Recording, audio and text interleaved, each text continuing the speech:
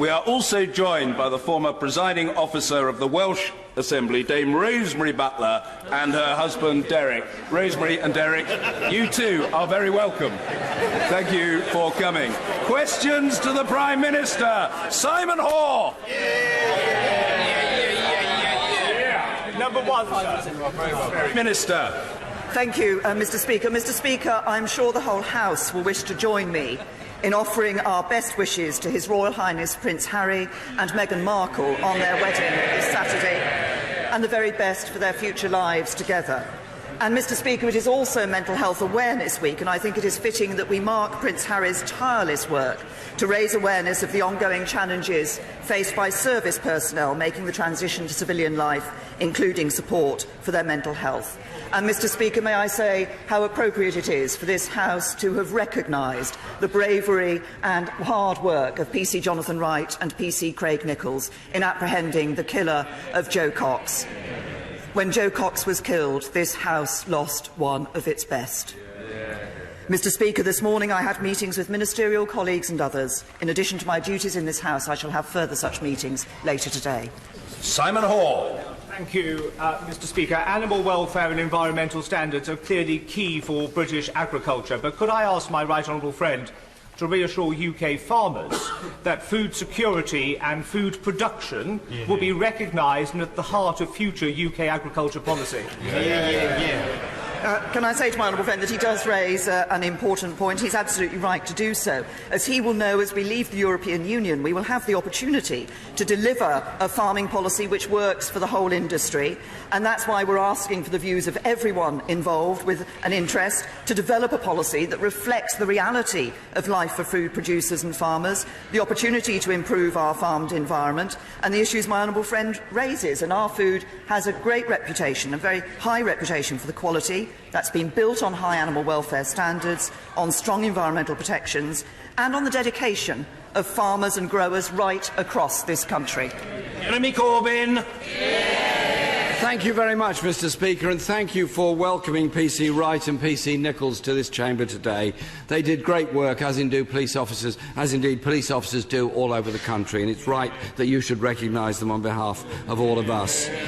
It is Mental Health Awareness Week this week, Mr. Speaker, and I join the Prime Minister in wishing Harry and Meghan all the best, and thank Harry for the work that he's done in highlighting the need to challenge the stigma surrounding mental health and the ability of all of us to talk about mental health to ensure that people don't suffer in silence on their own, particularly young people who are often so grievously affected by this.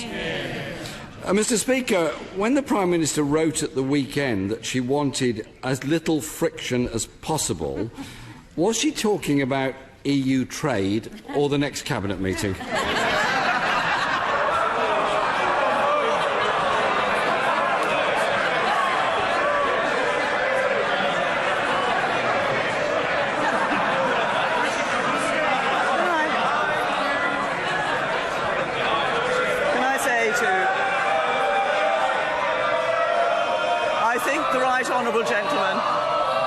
I think the right honourable gentleman knows full well that this government has a policy of leaving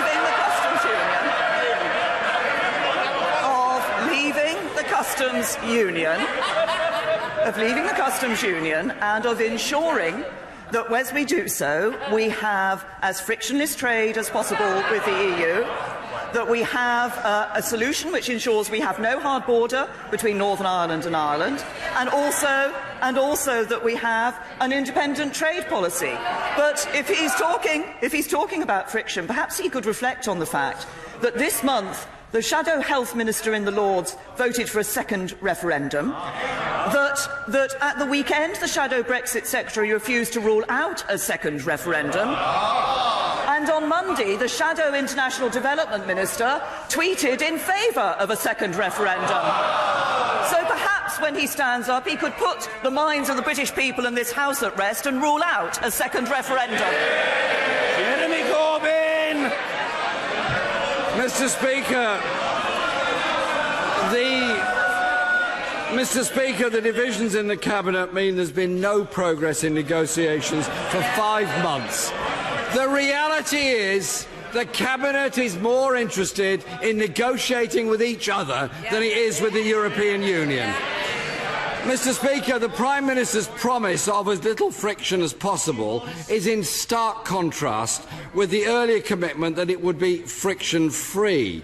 So could the Prime Minister explain how much friction she is willing to accept? Businesses and workers in those companies need to know.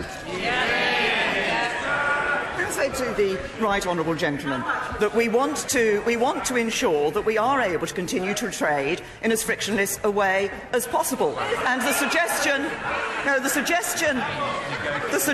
that trade at the moment is entirely frictionless is actually not correct. But we have set three very simple objectives for a future customs union. Now, I will say to this House that achieving those objectives, which I've just set out, is not easy. It is difficult. There will be some who will say, actually, forget about an independent trade policy. That is not the position of this government. There may be some who say, don't worry about the Northern Irish border. That is not the position of this government. It is absolutely right that we are aiming to achieve those three objectives. And when he talks about progress, we'll be publishing a white paper in a few weeks which will show how much progress we are making on these issues. Well, Mr. Speaker, they're no nearer to agreeing a white paper than they are on the strategy for going forward. I would remind the Prime Minister that the UK is the slowest of all major economies and slower than the Eurozone in growth as a whole. The uncertainty and recklessness of government is putting jobs and investment at risk. Last week, Airbus confirmed their space contract will move abroad post-Brexit. And the company has gone on to say it's considering its overall position in the UK because of the government's complete lack of clarity. How many other businesses have warned the Prime Minister that they too are considering their future in this country? The right honourable gentleman talks about preparations in the negotiations and the white paper. Let's just remember what his position was. His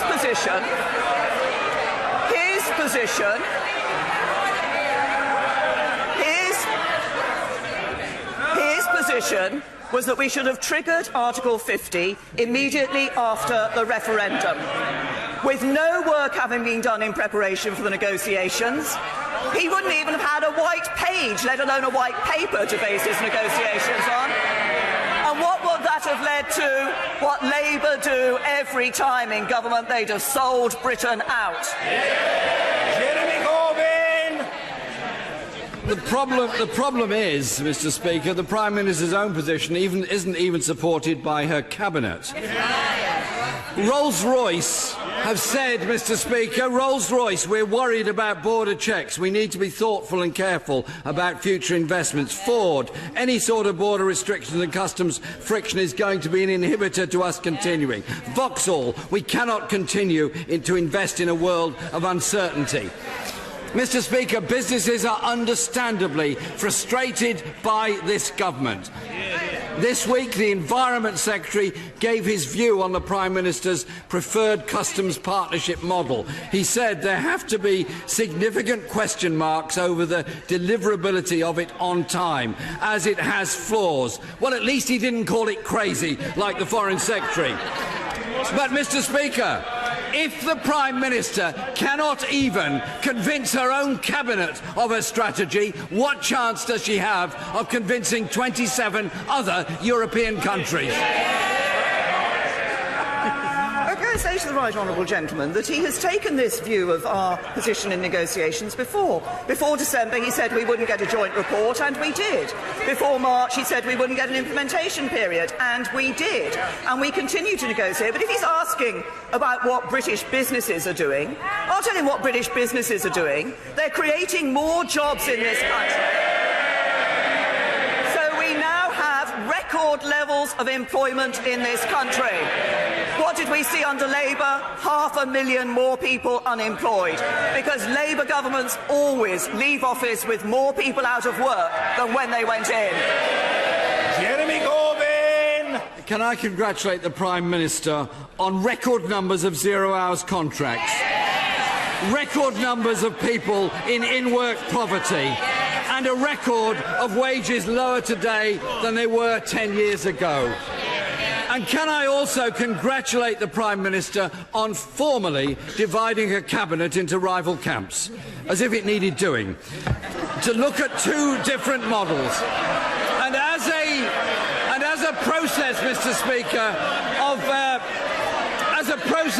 Speaker, of parliamentary scrutiny, I hope both subcommittees will be reporting directly to this House so we can all make up our minds on the rival factions in her own cabinet.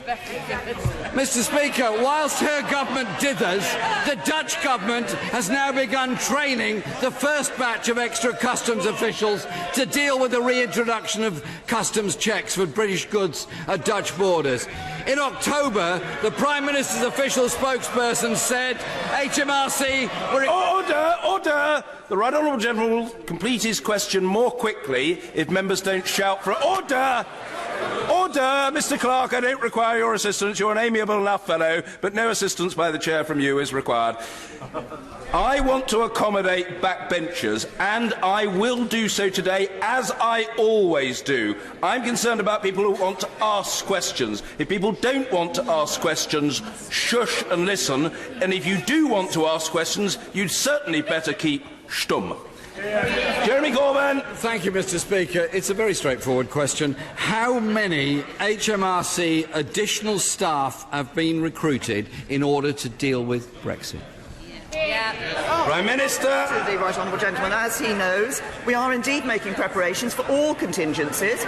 The Chancellor of the Exchequer has announced money which has been allocated to departments to make those necessary preparations. But can I just correct him on what he said at the beginning of his question? Because at the beginning of his question, he referred to 0 hours contracts. In fact, if we look at the increase in employment, almost 2/3 of the rise in employment in the last year has been from full-time work.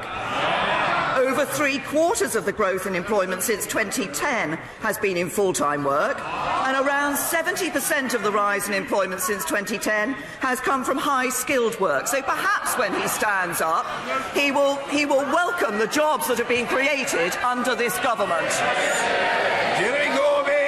Mr. Speaker, the question I asked the Prime Minister was how many more HMRC officials have been recruited. She hasn't answered it.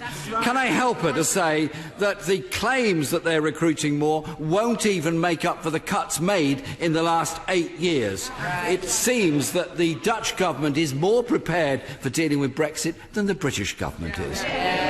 Mr. Speaker, we've had 23 months since the referendum. We have just 10 months to complete negotiations, and the government is in complete disarray. On both sides of the negotiations, the reality is dawning that deadlines are at risk of not being met. More and more jobs are at risk as more and more businesses openly consider the options of relocating their jobs elsewhere. The government is so busy negotiating with itself, it cannot negotiate with anybody else. Mr. Speaker, if the Prime Minister cannot negotiate a good deal for Britain, why doesn't she step aside and let Labour negotiate a comprehensive new customs union and living standards backed by trade unions and business in this country? Step aside and make way for those who will. What a catastrophe that has been. Mr. Speaker, what we have seen under this government is more jobs being created, more high-paid jobs being created. We have seen us delivering on our December joint report on Brexit and on a March report with the implementation period. But let's actually look to see what we would see from the Labour Party, because from Labour you simply cannot trust a word that they say. They said they'd strike new trade deals. But what do they want? They want to be in a customs union that ensures they could not strike new trade deals. Promise broken. They said that they would scrap student debt, yet after the election they went back on that. Promise broken. They said they would tackle anti-Semitism. Promise broken. It is only the Conservative Party that can be trusted by the British people to deliver a Brexit that is in the interests of British people, to deliver opportunity for all and a Britain that is fit for the future. Great, Tracy! Thank you, Mr. Speaker. Yesterday we had the fantastic news that real